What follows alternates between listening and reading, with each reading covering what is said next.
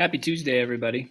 Hey, if you're watching this video, it's because you did pretty well for the most part on your Reading Like a Historian quiz.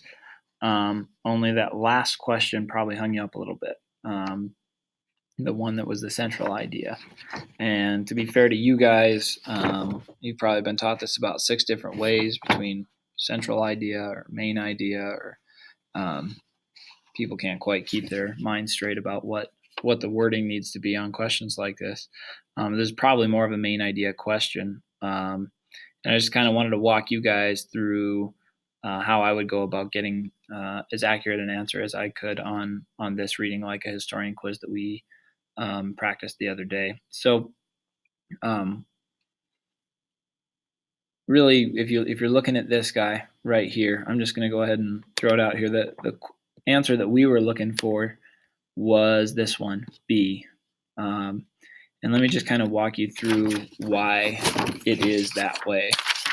First of all, just know that I think this is more difficult than it is in a lot of other classes, even in English or science. It just depends on what kind of text you're looking at. But in almost every other kind of informational text that you guys look at, and where they're asking you to do either main idea or central idea, you're going to have probably a boatload of section headings and other text features that kind of give you a lot of clues about what the central idea is, or the main idea. And with this one, you have a title up at the top where it said, there's a letter to a member of the General Assembly. That just kind of tells you some stuff. That's not a section heading like you get with normal informational text that you're kind of trying to dig through and pull out main idea. So I wanted to just start with the idea. I think this is a little bit trickier than what you guys are normally used to doing in terms of main idea. But I want to quickly read through this and then talk through just a couple of ways to maybe pull out a main idea. So stick along with me here. Read along with me. It says, there's often a progress in human affairs which may indeed be slow, but which nothing can arrest. This is the advancement of knowledge among Negroes in this country. Every year adds to the number of those who can read and write. This increase of knowledge is the principal agent in evolving the spirit we have to fear. The love of freedom is an inborn sentiment which the God of nature has planted deep in the heart. All men have this yearning, slaves alike. Thus, we find there never have been slaves in any country who have not seized the first favorable opportunity to revolt. So let's just start with, test-taking strategies. Strategy number 1 would, of course, be, look at all your options and eliminate anything you can. Nothing in here, I don't think, says slavery is bad necessarily, right?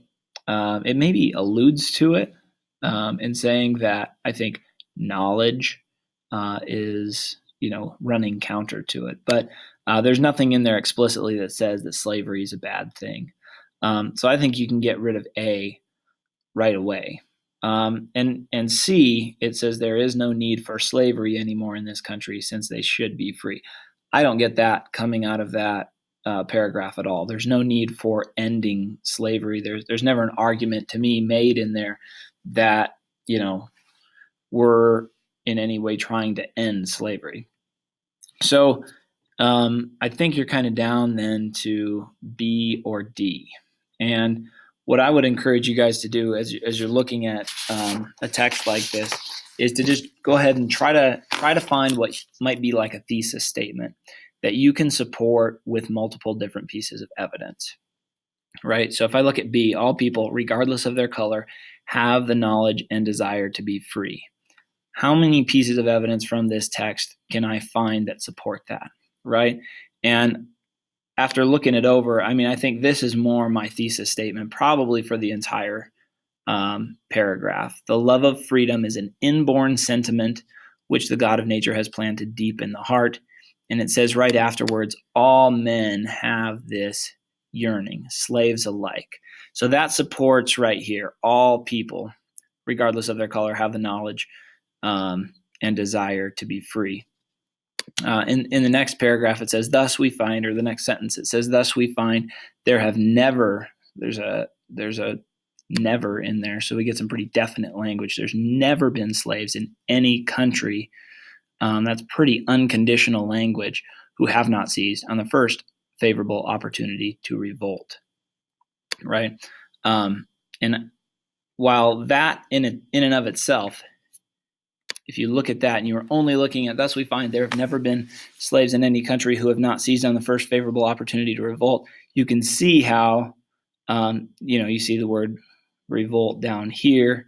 You could get a little confused, but if you think about it, this statement here is supporting this idea that the love of freedom is inborn and it belongs to everybody, and that is why slaves revolt.